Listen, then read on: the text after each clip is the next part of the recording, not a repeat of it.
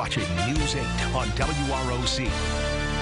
Well, I'm pleased to welcome Rob Alexander, who is the University of Rochester Dean of Undergraduate Admission, Financial Aid, and Enrollment Management for Arts, Sciences, and Engineering.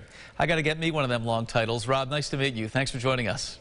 Thanks, Mark. Nice to be here. We are talking about, well, it says choosing high school electives on the graphic. That's a big part of the focus of this conversation, but broadly, we're talking about how students should be orienting their work toward preparing for college. Where do we begin? What's the right approach? I think students should really enter high school in their first year working with a school counselor to get on the best track for college preparatory courses. And they should really concentrate on the core academic subjects. Every year in high school, taking the most rigorous English, math, foreign language, social studies, and science courses that are appropriate for them, and get that guidance from someone who understands the menu of options at their school and the individual strengths. How important is it for a student in this day and age, and we all know the cost of higher education, to know exactly what they want to do when they arrive on campus, in terms of majoring, if you will? Yeah, ultimately, students don't need to know.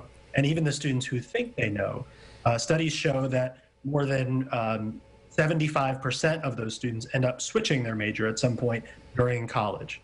So students should concentrate on the critical thinking skills, the basics that are going to apply no matter what job they end up in and no matter how technology shifts our workforce into the future. As it relates to electives, Rob, and those core subjects, what's a good way to balance, what's a good way to approach what might be good for a student to take as they work their way through high school?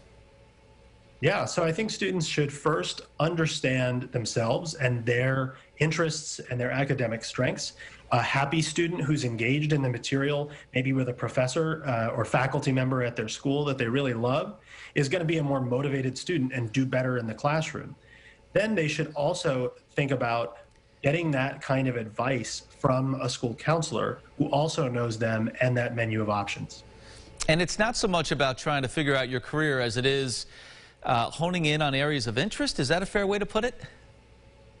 You know, I think it's really about building foundational strengths, just like a house. If you don't have a strong foundation, you're not going to be able to build a great roof.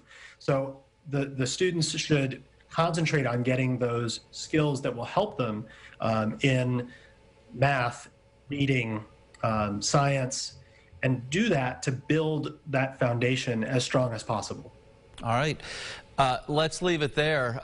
Rob, thank you for the insight. Hopefully it helps our students who are watching and moms and dads as well. Thanks again. I hope so. Thank you, Mark. If you missed any of our conversation, we'll share it online as always at rochesterfirst.com.